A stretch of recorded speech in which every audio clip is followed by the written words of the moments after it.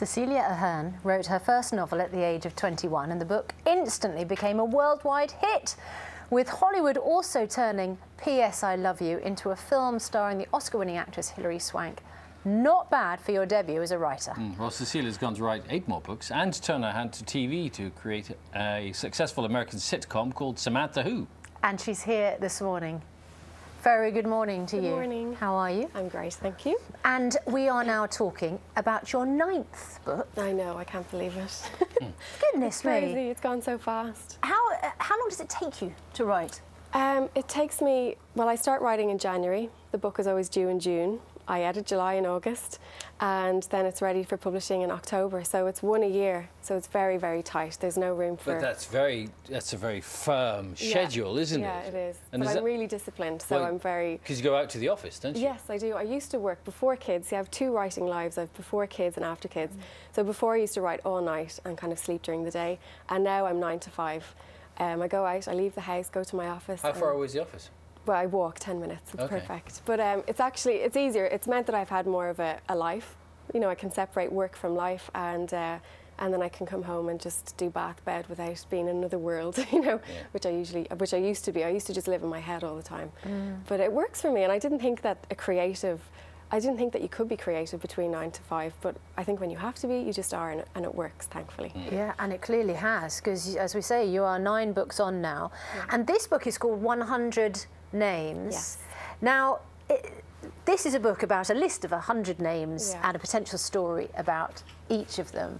Yeah. Is that because you had 100 ideas and then you just thought, am I going to write them all? Well, I wish I had 100 ideas. I do keep a book of ideas, and I came up with the idea that, well, it's about a journalist who kind of has made a really big mistake, inaccurately reported a story. And yeah, as a result, she really just has to get back to basics. So she goes to her mentor and her editor and asks her, what's the story you've always wanted to write but never had the opportunity? And her mentor tells her to go to her office, retrieve the file which contains the idea, bring it back to hospital where she's sick, and she'll explain the story to her. But by the time she gets back to her, she's passed away and never knows the story. So it falls upon her as a tribute to write this story.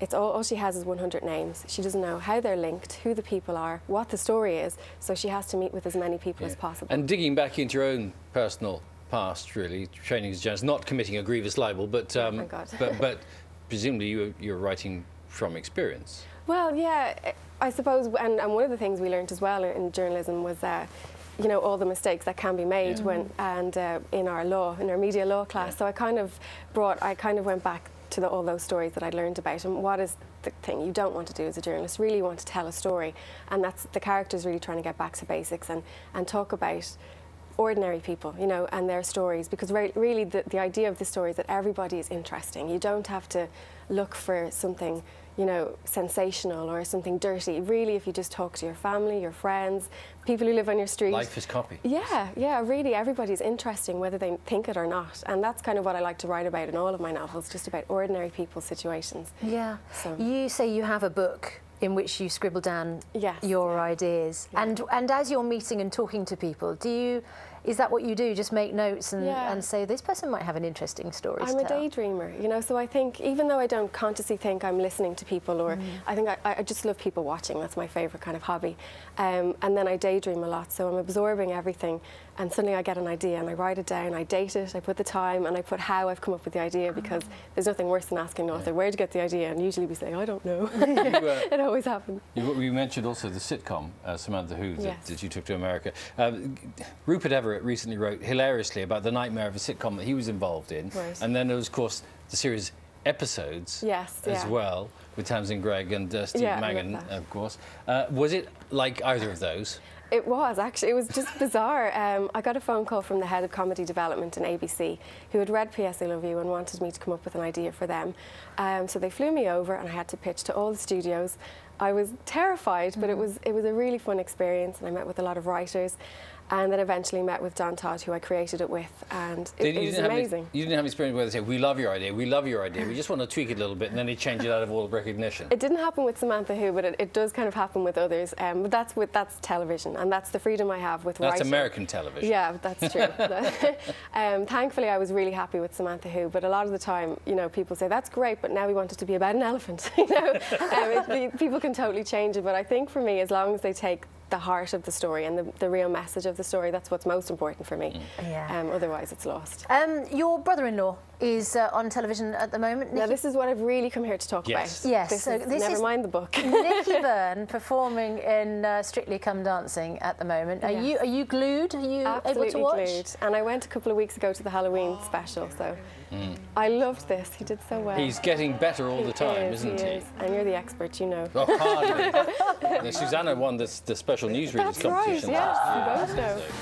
Yeah, we're having so much fun. I've nicknamed him Glitter Balls, so we're trying to get people to vote for Glitter Balls. And is all the family just constantly on the speed dial? Absolutely, yeah, absolutely. No, we can't vote in Ireland. No, so we have to do it from here. Okay, good. Special trips over. He's got a bit of a head start from having been performing in a band anyway, and they would have had to do some choreography, wouldn't they? Absolutely, yeah. He's a good little dancer. But I'm not used to seeing him in all the sequins. I quite like it. P.S. I Love You, of course, was made into a massive, massive film. Do you hope, when you write a book, that Hollywood will want to take it on again? I mean, it's amazing for the book for it to happen. So yes, I do hope. But it's never the reason why I write. You know. But after the sitcom, you've already got the parking space at ABC, so they'll probably just, you know, have you back again. So easy, isn't it? Cecilia, thanks very much. Thank you. Cecilia's new book, 100 Names, is out now.